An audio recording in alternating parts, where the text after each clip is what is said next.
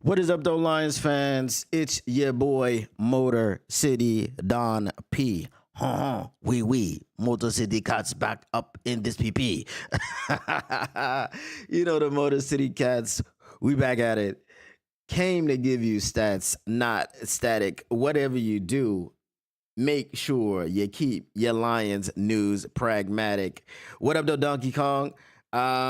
And we're going to get into it today. We're going to be talking about the Brad Holmes presser. I know it came out yesterday. I wasn't live because, it's Thursdays. I just don't do Thursdays. I got other things that I got to do.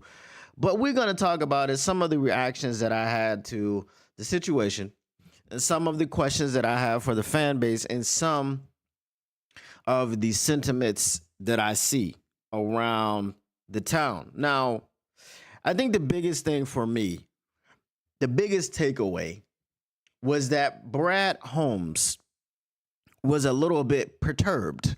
He was a little bit annoyed. What up, though, Detroit fan man? He didn't like the questions that were being asked and the questions that persist. There were explanations that he gave. The first explanation that I want to pinpoint, because this was from the crash out. How he said, what you're not gonna do is you're not gonna sit up here and have me painted into a corner drafting a player that I didn't want to draft. See, that's not what you're not gonna do. And if you keep asking me the question, we're gonna get some furniture moving around up in here. I don't want to have to do that. Okay, I'm his official anger translator. We didn't really need to translate too much of the anger because it kind of came out in crash out fashion. However, not reaching for players. Okay, so he goes in and he gives this explanation about how players have to play the position. You may want a certain position, but you need a player to play that position, which makes sense. And also, we don't use the draft. We use the draft to make future selections, which makes sense. I don't have a problem with these things that Brad Holmes said. I have zero problems with them at all. But the place where I do have a problem is when you try to reconcile needing a player that is very good or needing a player that is very good in a specific situation. Okay? You could have a kicker who can kick a field goal from anywhere on the field. He could be in the back of his own end zone with his heels on the end line, and he can kick a field goal all the way into the other one. That is a superhuman trait. And if you tell me, yes, I will draft that player first overall. Yeah, you know what? Because he's a what we call that person in basketball is a bucket, right? Steph Curry is a bucket. So this kicker is a bucket. He is a field goal. He is points every single time you put it. You like, don't matter. It don't matter. If our offense stalls out, if you can stop all the offense you want, player. As long as we don't turn the football over, we're going to get 3 points. Guaranteed. He's automatic. He's not going to miss from anywhere on the field. Does that person exist? No. Okay, but if he did exist, then I would draft him number 1 overall. No matter what else we needed anywhere else. You get the point? What up, though, Mr. Detroit City? The point is this. That player doesn't exist. And when you do need players in other areas of your team, then you've got a bit of a conundrum. You look at a player like Matthew Golden, right? And people have been talking about all this speculation. I'm not going to get on my J-Mo soapbox today. Don't worry. But people have been making all this speculation about Matthew Golden coming in because he visited with the Detroit Lions, or the Detroit Lions visited with him, however you want to look at it. Okay, cool. So you draft Matthew Golden, and where does he play on your offense? Don't know. That's not my job. That's Johnny Morton's job to figure out where Matthew Golden fits in the offense. How does he fit in with Amon-Ra St. Brown, J-Mo, Sam Laporta, Jameer Gibbs, David Montgomery, Tim Patrick, Khalif Raymond, all those guys. How does he fit in? Well, you're probably going to line him up out wide on the other side of JMO. You're probably going to move Amon Ra into the slot and do what you do. Take the top off the defense. And that's very good, okay? Because now what we're trying to do is we're trying to make sure that our defense stays off of the football field. So when Brad Holmes says you need a player to play a position, that is correct. 100%, Brad. But when you need a position to play a specific role on the football field, then what do you do? And that is the logic that I want to discuss today. If you need a player, right? He's like, you can tell me to go out there and get a guy that's 6'5", 240. Yeah, I can get anybody for 6'5", 240, but is he any good? Okay, cool. That's fine. But as the talent evaluator that you are, Brad Holmes, I need a ticker. Okay, I feel like Stephen A. Smith when he talks about LeBum. Okay, because anything that you say about LeBum is misconstrued as hate when he deserves all of it. But that's neither here nor there. All right, Brad Holmes is immaculate. Brad Holmes is miraculous. Brad Holmes can turn water into wine. Brad Holmes is able to do all things with the draft and the building of the football team. And Brad Holmes has improved this team every single year from top to bottom. Brad Holmes got to a team that had a roster that which was devoid of talent. And in 4 short years, Brad Holmes took this team to 15-2. In the chat, did I miss anything? Okay. Brad Holmes is an immaculate husband. He's an immaculate father. He's a champion for African Americans in business. He's a success story. Brad Holmes used to work at freaking Hertz Rent-A-Car or Jiffy or whatever it was. Okay, he was a rent-a-car person. Now he's the GM of the Detroit Lions. He had a horrific accident when he was heading home, I think home or back to college. And he suffered a stroke due to the accident.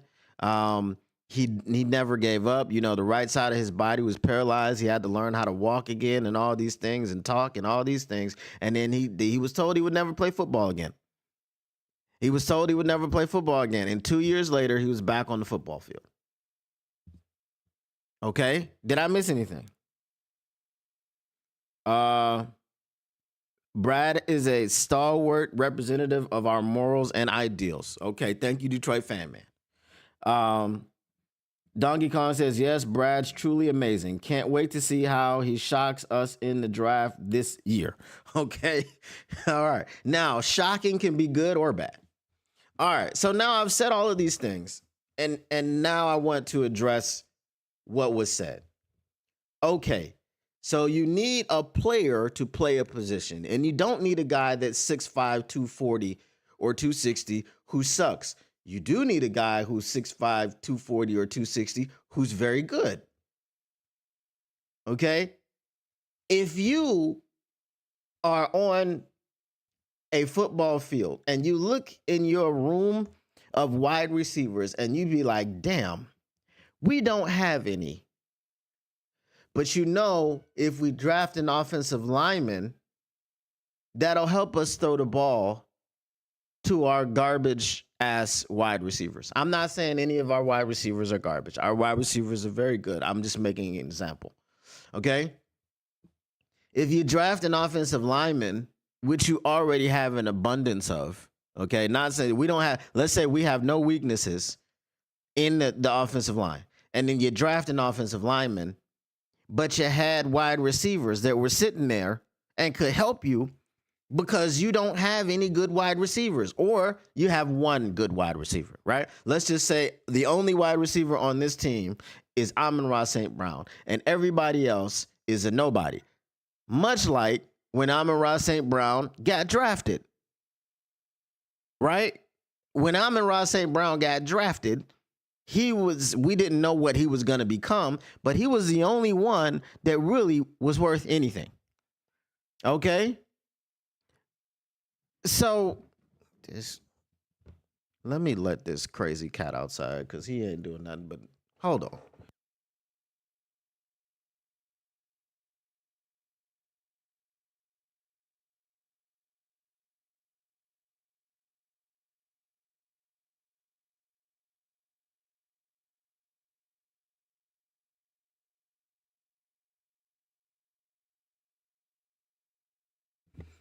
You want to start making noise when I'm up here, you know what I'm saying, trying to get my thing on. Anyway, so the point is, right?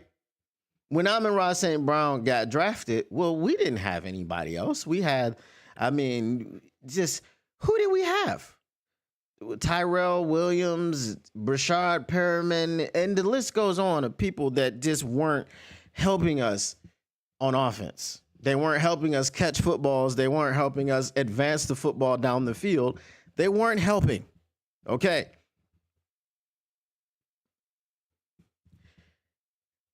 On our defensive line, to get to the quarterback, we have Aiden Hutchinson.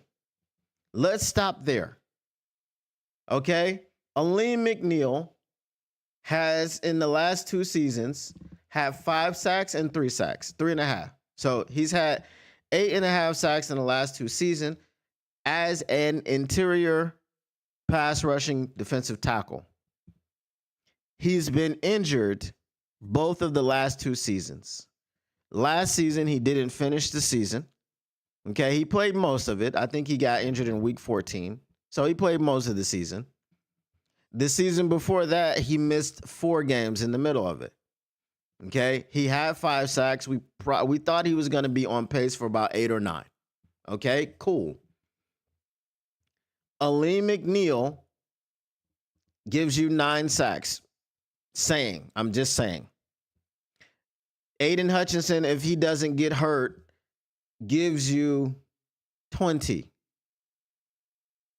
Okay? And just as an exercise, I want somebody in the chat. Give me a volunteer. Give me a Google volunteer. If you want to be the Google volunteer, raise your hand in the chat because I want you to do something for me. I could do it, but I want to interact with you because you are the people. And the more that you're involved, the better the show is. So I want you to I want you to Google something for me. So who's gonna do it? Detroit Fan Man, Donkey Kong. Okay, Detroit Fan Man. So in this world, we have 29 sacks, hypothetically, from Aiden Hutchinson and Aleem McNeil. Can you Google for me how many sacks? 29. Like, where would you rank if you had 29 sacks for the season? Where would you rank as a defense in sacks? Okay, because that's what. Because I want to have like a bit of a kumbaya moment. Okay, and while you're doing that, this came up. I had a situation, not a situation. It was a Twitter tweet that I replied to because I see a lot of, and that's why I had all the praise for Brad Holmes, because there's a lot of stuff within this fan base where you're not allowed to think. You can only think one way, right? You can either be on the left side of the fence or you can be on the right side of the fence. I don't like fence sitters, right? I want you to get off the fence. Don't sit on the fence. Okay. But what I do want you to do, to be able to do, is to be able to look over the fence from either side that you are on and say, yeah, I see the green grass on that side. And I also come over here and I see some green grass here. It's not just that I am on this side of the fence and my grass is green and yours is brown. That's the way that we operate within this fan base. And it doesn't make sense. You can't criticize anyone or someone completely sucks.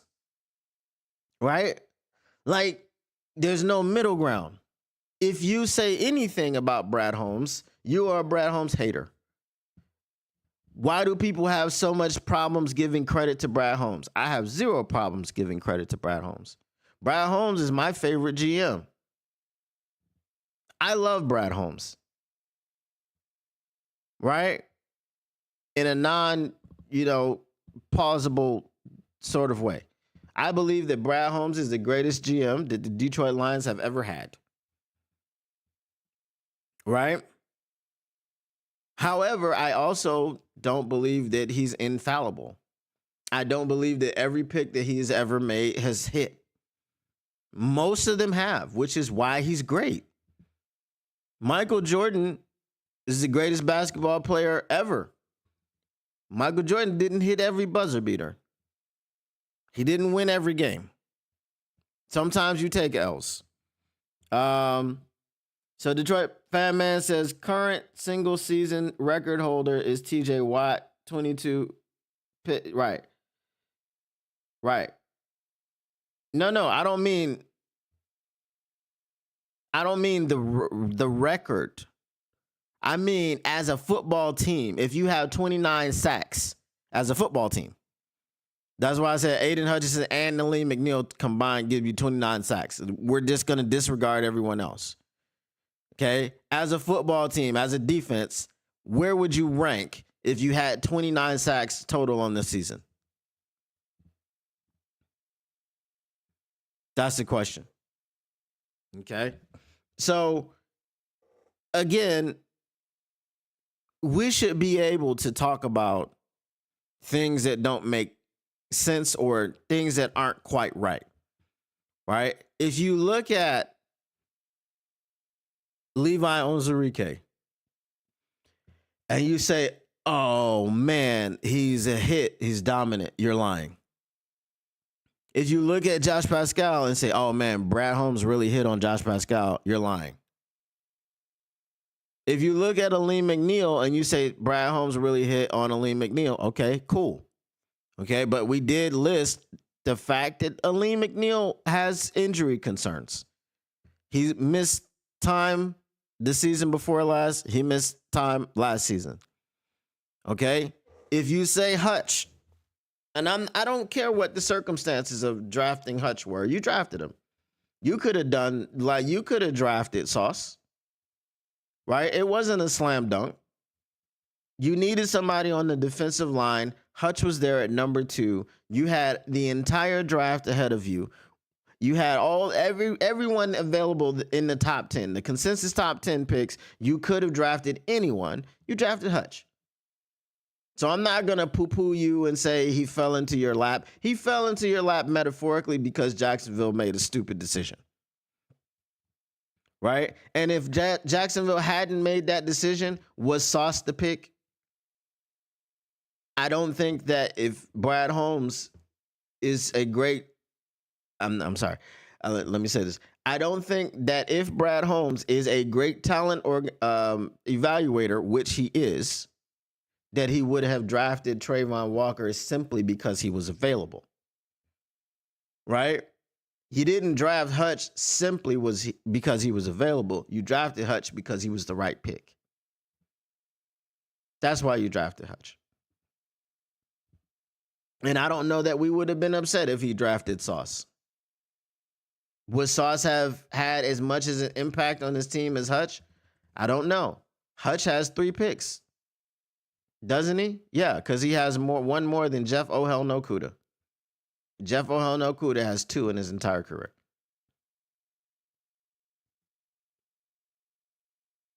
Okay, Detroit Fan Man says, Broncos led the league last year with 63.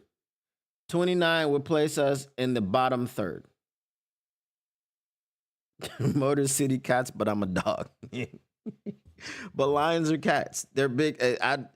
Lions are bigger cats than dogs are dogs. Bottom third of the league in sacks is where we currently sit. You know why? Because Aiden Hutchinson didn't give you 20 sacks. He was on pace. He gave you 7.5. Aleem McNeil wasn't on pace for 9. He had 3.5, and he went out with 4 games remaining. So let's say he gets 2 more. He gives you 5. And I said outside of Aleem McNeil, outside of Hutch, who gave you 7.5 sacks, The rest of the people on the defensive line, the rest of the people that you would consider starters or replacement level starters when the starters all got hurt, gave you 10 and a half. You had 18 sacks last year. Yes, Hutch got hurt, which is why I was giving you a little bump. You had 18 sacks with everyone who was either a starter on the defensive line or who was at least second string. Okay. AQM came in and he got a sack or two, here and there. You had 18 sacks with those guys for the entire season. Yes, Hutch didn't play the entire season. I understand that. Aleem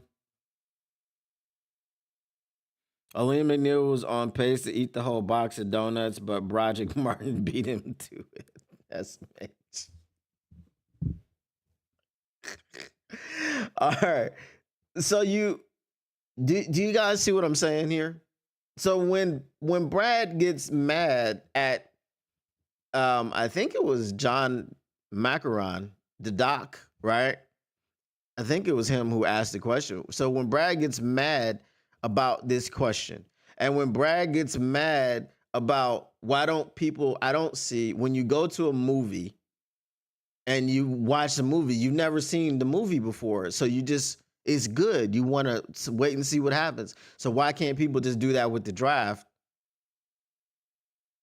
Get your popcorn ready and watch the draft.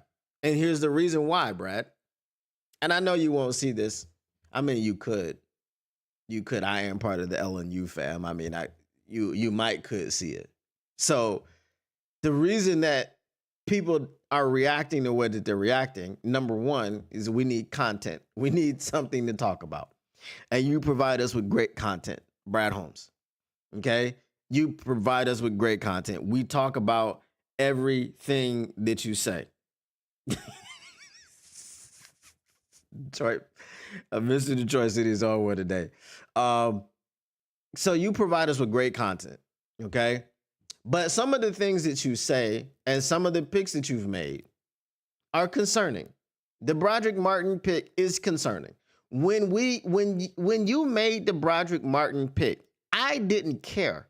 I didn't know anything about the dude, but we saw the film, we heard he was developmental, and then he was trash. So now it looks really bad. And you have even said it's time for Broderick Martin to poop or get off the pot. You've said that yourself, Brad. Cool. No problem. And like I outlined, the Josh Pascal pick, and y'all love Josh Pascal. And y'all want him to play on the inside instead of the outside, because you believe that he would be more effective on the inside. Cool. But because we didn't have significant depth at the position of edge rusher, Josh Pascal was playing on the outside all season. Josh Pascal had 1 sack. Levi Onwuzurike was playing on the outside all season. Levi Onwuzurike had 3 half sacks. Not 3.5, 3 half.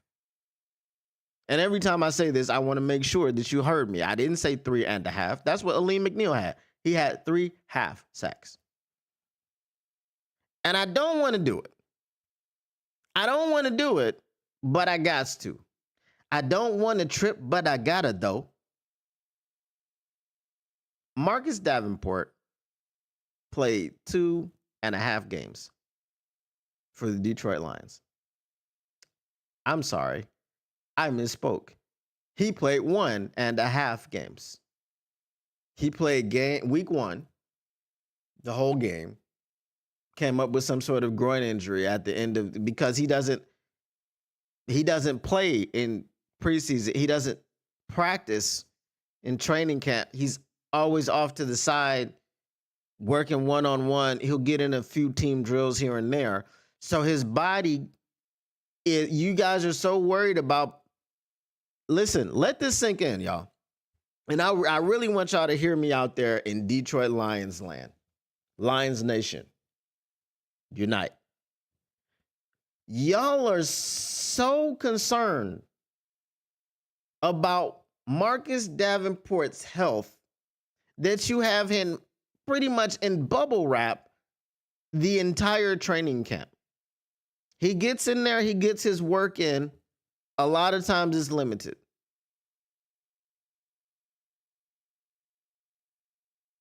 Okay? So towards the end, he's working in the team drills and everything, and he's doing everything, right? So he gets out there week 1, injures himself. Week 2, misses it. Week 3, plays the first half and gets injured for the rest of the season.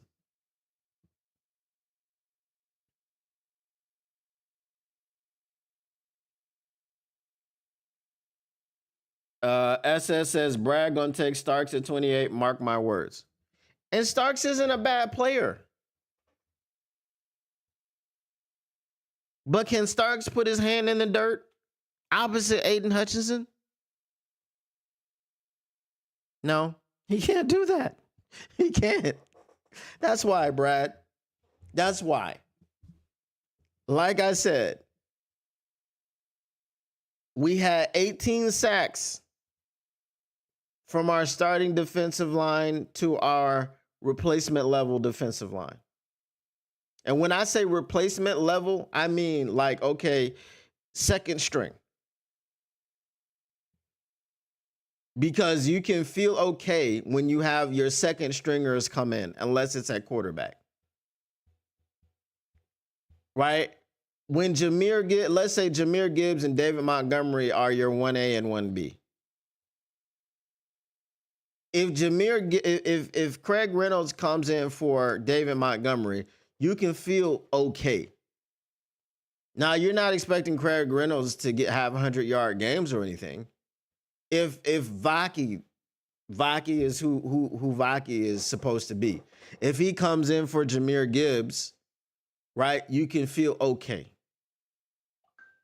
You can feel like you can get through the rest of the game. Now, if somebody comes in for Jared Goff, like Kyle Allen, you're like, oh no, we suck again. You know what I'm saying? You're not confident at all. Okay, so that's what I mean by replacement level players. You had 18 sacks from your starting defensive line, who most of them got injured, and then you had your replacement level. Hutch had more sacks in one game against the Bucks, 4.5, than any other person on this team. And when I say the replacement, I'm not counting the Zadarius Smith stuff because he got here late in the year. Okay, but if you want to count Zadarius Smith's 4 sacks, cool, right? You can't carry over his 9 sacks because he played for the Browns. So you take his 4 sacks, you give us 22 sacks from people who start or are replacement level on our defensive line. And I understand if Hutch doesn't get hurt, he has at least 8 more sacks, which takes him to 15.5 on the year. Maybe he had 10 more sacks. Okay, if he has 10 more sacks, that puts us at 32. Remember, the lead was 63. The number 1 was 63. So you're still bottom third, middle of the pack, whatever. So, Brad, when you say that you need you don't know why people can't just watch the draft, is because we aren't sure what you're going to do. So we are anxious. That's all. That's all. And no one is calling Brad a bad GM. No one is saying that Brad needs to be fired. Nobody is saying anything of that nature. We went 15-2. But we didn't have to play Lamar Jackson, Jalen Hurts, and Patrick Mahomes, along with having to play Jordan Love and Caleb Williams twice a year. Last year we played Anthony Richardson. Who who was afraid of that? We played Josh Allen, and you saw what Josh Allen did to us. And if Hutch is healthy, when we're playing Josh Allen, that mitigates it to some point, to some extent. But how much? If it's just Hutch? That's my question. Right? Let's say that Hutch gets to Josh Allen twice that game. Was it enough to stem the tide before the tide got out of control? Were these 2 sacks drive killers? Right? So Hutch probably would have had Josh Allen running for his life. The other way, away from Hutch. And when Hutch smokes him out, who's standing at the other end of, like, you know how you got a mouse? You got a mouse and then you got a hole, and you like, I know the mouse is in that hole, but he won't. So you smoke him out, right? You light a match, and you know what I'm saying, you start a little fire in the hole, and he's got to run out. Well, who's standing at the other side of the hole with the bag waiting to catch the mouse? Because I can guarantee you, Lamar Jackson is going to be able to outrun Hutch, run around him, right? But if Hutch comes in from one side and Lamar's like, oh crap, I'm just gonna run out the other side. When he runs out the back, who you got? That's all. That's the point. SS says, my hope is Williams falls a little and Brad strikes. I feel like he's the perfect player to complement Aleem and Hutch. I'm even willing to be okay with Harmon just off his pass rush potential. This is all we're saying, guys. This is it. We're just saying we need pass rush help. So Brad Holmes, when you say you need a player to play a position, yes, but you also have a need at a position. And don't give me Marcus Davenport. I don't want to hear Marcus Davenport. And it pains me to say this, because if any of the players ever see what I say, like, just understand, I am not saying this man sucks or he's garbage. I say that about Jeff Okudah all the time. So I'm not afraid to say it. If you are a bad football player, you suck. Okay? You may have gotten farther than me. You got to the NFL. I mean, Broderick Martin got to the NFL. He's not a very good football player on the NFL level. Marcus Davenport is a phenomenal football player. He just doesn't play it often enough. Marcus Davenport is a dog. Marcus Davenport is a beast. And I would love for Marcus Davenport to cost us more than $4.75 million in incentives. Because that means that he's playing full seasons. And you would never get someone who plays full seasons on that type of deal unless they're not great.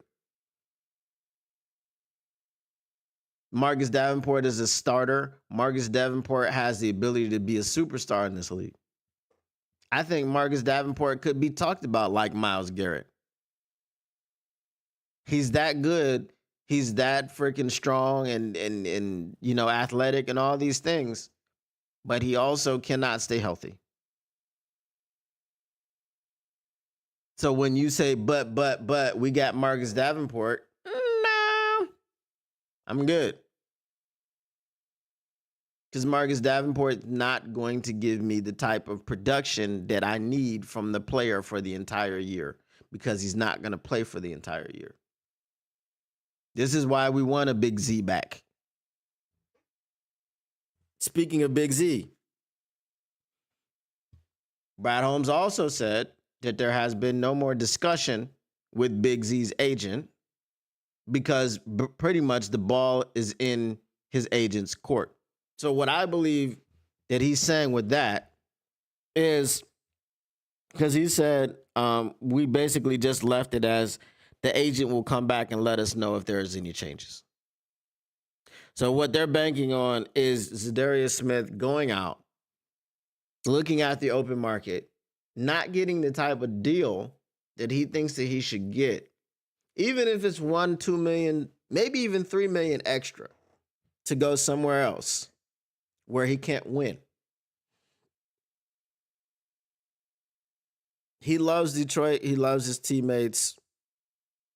So I think it's a no-brainer for him. If the ball is truly is in his court, I feel like it's a no-brainer for him to come back. And plus, the misses.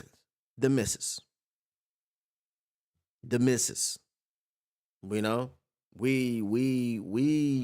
go places for the misses. Okay? We go places. Y'all wonder how I got in Australia. That's the kids are here. I mean, they ain't got no kids, but you understand what I'm saying. But someone asked me also in that same Twitter interaction, which DE would I have signed? Zadarius Smith. What would I have done differently? I would not have re-signed Marcus Davenport.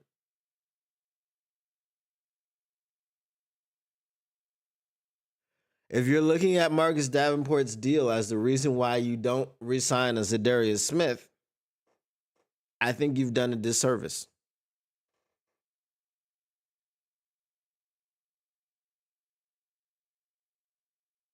I think you have. Let me see what else I got here.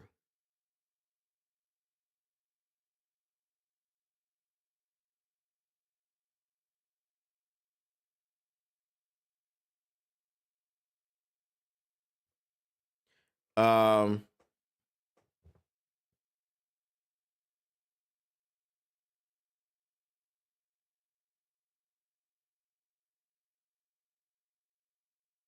so here's the thing.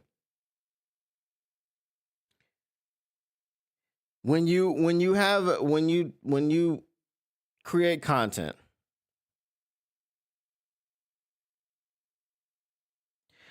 you get questions like, ask him if he's in the FO with the cap in the front office with the cap guys to see how many bills are coming due. And then the guy says, that's where I was heading once he said I would have paid Khalil Mack or Josh Sweat. I never said that.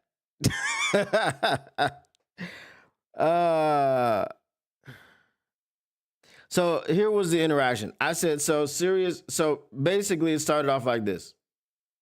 I see we are doing the doubt Brad Holmes routine again. And then friendly reminder, it's a meme that says, have you drafted at least 6 Pro Bowlers the last 4 drafts? The rest of the league says, LOL, no, the draft is a crapshoot. And then you've got the Lions and Brad Holmes with the deal with the glasses. Says, of course I am. Bradley, F your mock draft Holmes. Okay? So I said, so serious question. Is it not plausible that someone can respect what Brad Holmes has done, but also be triggered by the blind faith in Marcus Davenport and find it infuriating? Davenport had the same injury history when he was signed last year and another season ender tacked on. Okay? So then the guy says, my 2 counterpoints are, 1, we don't play football for another 5 months, and you're acting as if Davenport is the starter, penciled it, done deal. Okay, I don't know. I guess it's supposed to be penciled in, done deal. Okay. Again, we signed Marcus Davenport last year watched him go out and get a season-ending injury, and doubled down.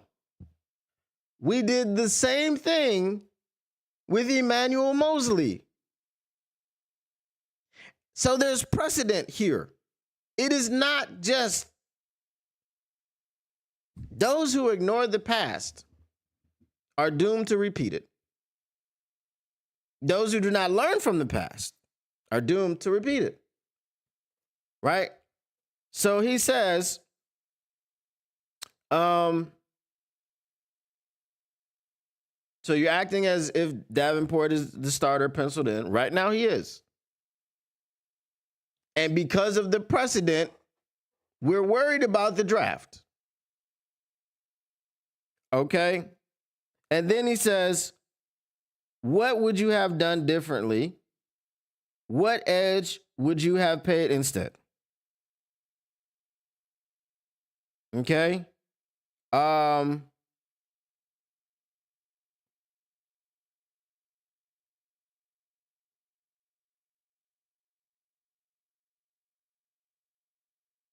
So it seems as though he deleted. It seems as though he deleted. Okay. So my comment's not even showing up. Hold on, let me see.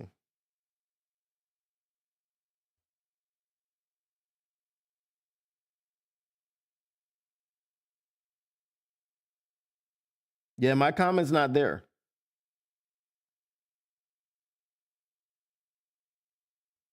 My comment's not there. So then that's when the guy says, ask him if he's in the front office with the cap guys to see how many bills are coming due. That's where I was heading once he said I would have signed Khalil Mack. So somehow my comment was deleted or hidden. And then he says I said something about Josh Sweat or Khalil Mack, which I didn't say anything about these people. Right? And then the other guy goes, they got to lay off the Madden. It's becoming a problem.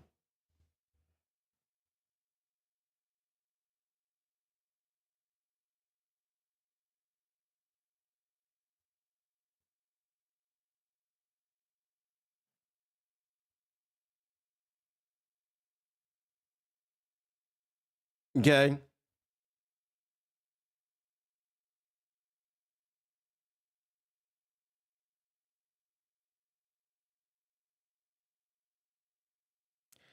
So so somehow he's got something going where so my comments can't be seen. So he's auto hiding my comments. So he's able to change and shift the narrative to make it seem like I said something that I didn't say. That's awesome.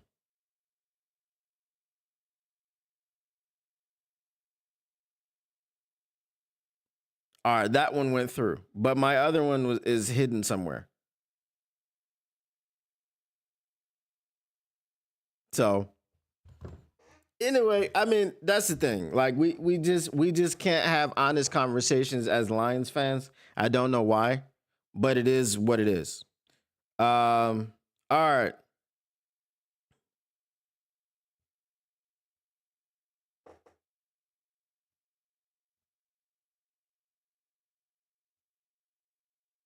And I would say that I'm done talking to Lions fans. But if I'm done talking to Lions fans, then I'm done with the podcast. So that doesn't make sense. So I can't say that.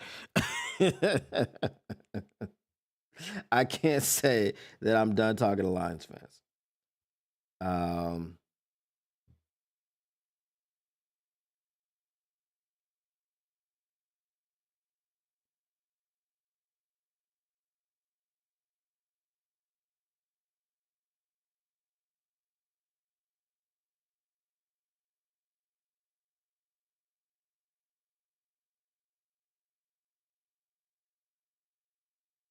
all right.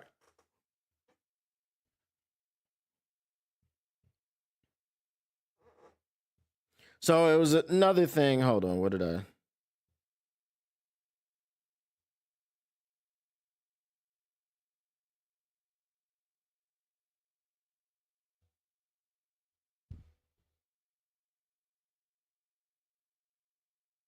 Said you got a new subscriber. I love people talking about the real news. Appreciate you, man. Appreciate you. So we got some NFC notes. Ben Johnson, Ennis Rakestraw, Brad Holmes, Bears, Lions. Uh, okay, we'll go with the Benedict Johnson and Osama Ben Johnson, all that stuff. So Bears head coach Ben Johnson commented on building out the roster at certain skill positions as he enters his first season as at the helm in Chicago.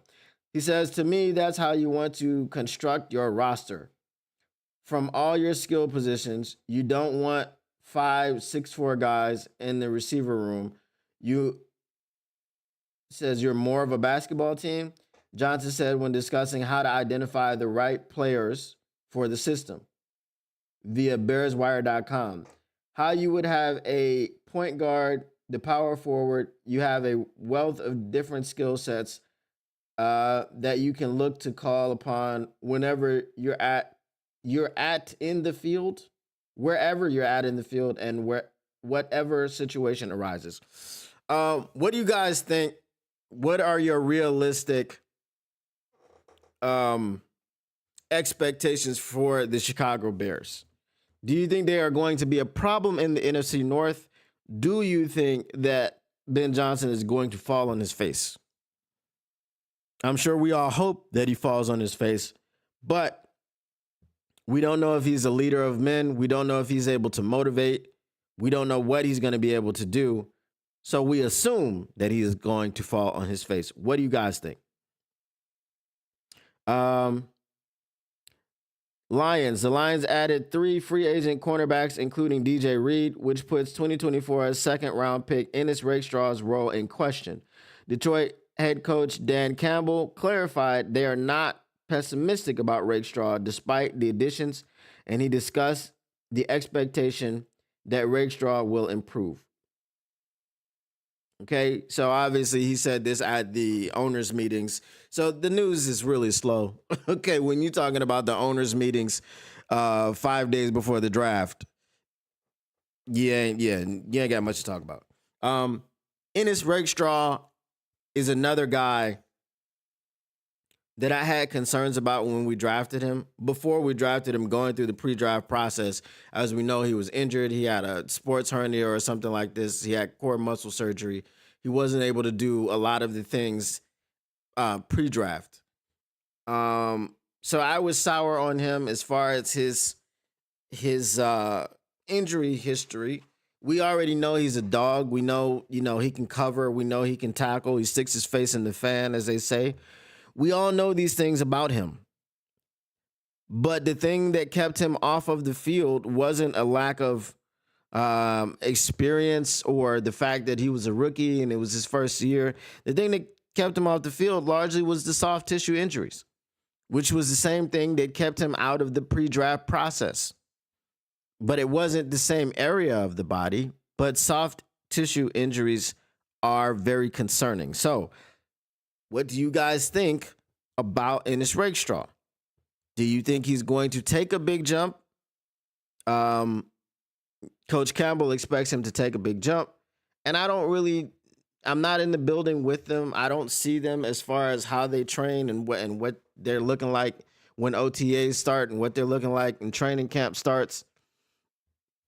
So as far as skill set wise, and I don't know if the game is going to slow down for him too much because he didn't play a whole lot, So there's probably going to be some experiences that he can take from and he can learn from, and he can watch himself in his snaps in the games that he played, and he can use those things to get better.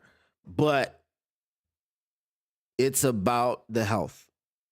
Don't have a problem with the ability. Same thing as Marcus Davenport. Zero problem with his ability. Problem with the health. Donkey Kong says Bears should be decent, really. They should be on paper. It looks like they could be. Ben Johnson wishes that they would be. I'm rhyming, spitting. I don't know though. Obviously, it's the Bears. We want them to do poorly because they're in our division. And now that Osama bin Johnson is over there, we definitely want them to fail. We don't want them to ever beat us again, especially not with Osama bin Johnson at the helm. It's like it would be like the teacher beating the master or surpassing the master. And we don't want that to happen. So obviously, we're rooting against them, but I do not know 100% what they will be like. Um, More Lions news. Detroit's roster has made tremendous strides over the last couple of seasons under GM Brad Holmes. Heading into the draft with the number 28 overall pick, Holmes is willing to move up or down for the right guy and reflected on drafting without having as many needs as when he took over in 2021. I think the first couple of years there was probably a little bit more because of where we were at as a roster. It was like, man, we need to do this, this, this. Holmes said via ESPN's Eric Woodyard, like I told you guys at the time, man, we need everything. So there was not just a position or anything. We just needed really good football players. We have a lot of really good football players now, but I don't think that where we are now as a roster is going to lessen my desire to want to go get more better players. More better players. I'm just confused. Um, I'm confused. Okay. Because it was like, oh, we need everything. Our roster's so bad, we just need better players. So now when we have better players, instead of going, okay, well, we've got this one glaring need.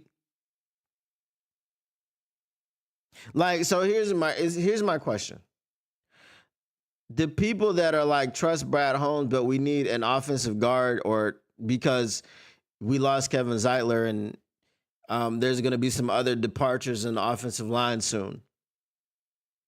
But let Brad Holmes cook when it's time to, when we're talking about the defensive end. I don't know. Make it make sense. You just got to make it make sense because it don't. Doesn't make sense. Um, so that was the news for the Detroit Lions. All right.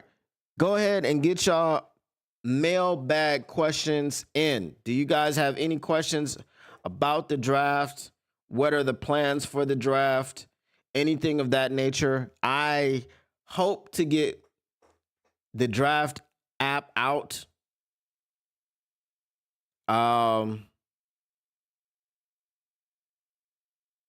Yeah, I hope to get the draft app out before the draft. I want you guys to be able to test it out and have some fun with it and all this other stuff.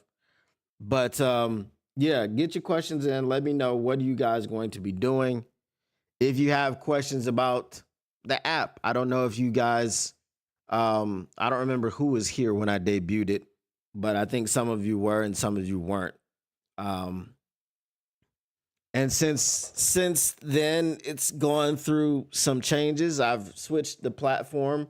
I wasn't happy with what I was using. Um there were a lot of critical bugs that kept popping up that were breaking the app. So I wasn't happy with what I was doing, but um it's better now. I'm trying to get the draft logic down and everything. So yeah, that's what that is.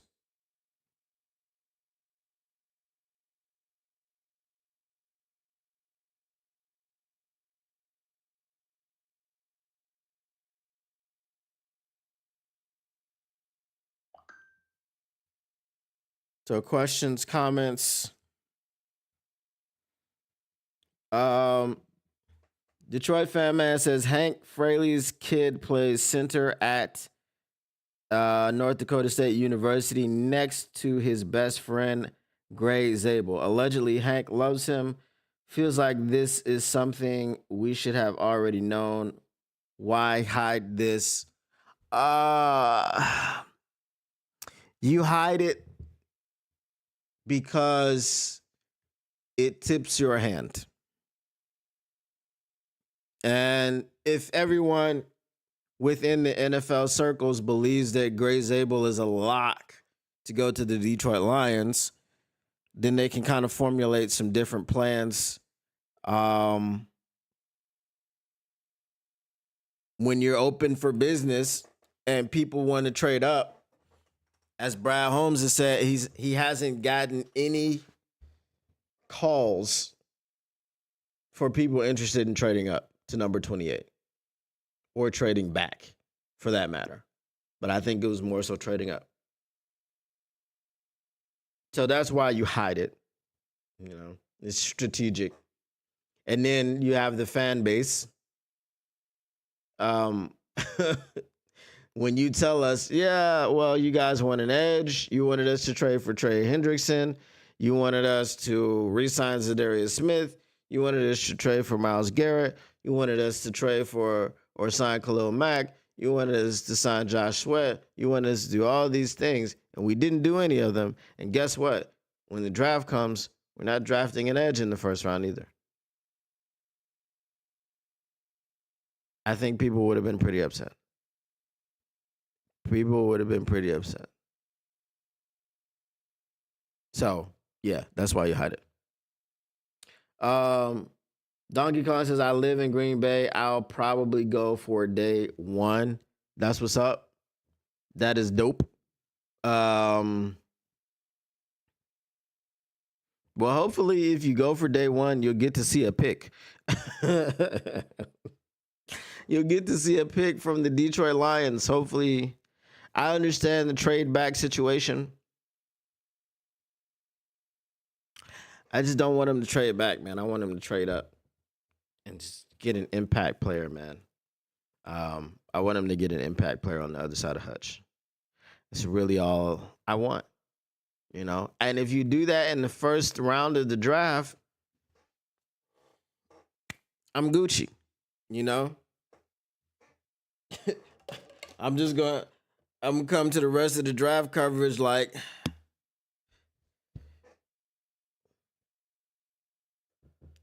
how you boys doing tonight? You doing good? Yeah, I'm chilling. I'm just relaxing, you know. You know.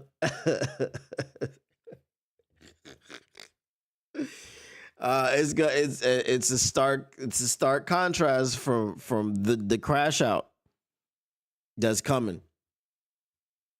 If y'all haven't seen my video when I asked about was this the worst mock draft ever, if you didn't see it when I did it live, go check it out because I didn't do the mock draft. I just want to let y'all know that somebody else did the mock draft and it was super duper bad. Super duper bad. Like to the point where they didn't address the edge position until the 5th round, which was wild. It was wild. All right. So we got a few more. If we have any more mailbag questions or comments, go ahead and get them in. If not, we're going to roll up out of here. So let me know. Let me check the Discord and see if there's any mailbag questions in there.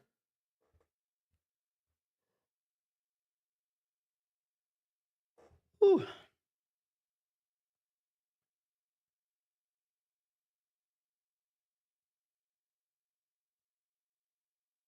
No.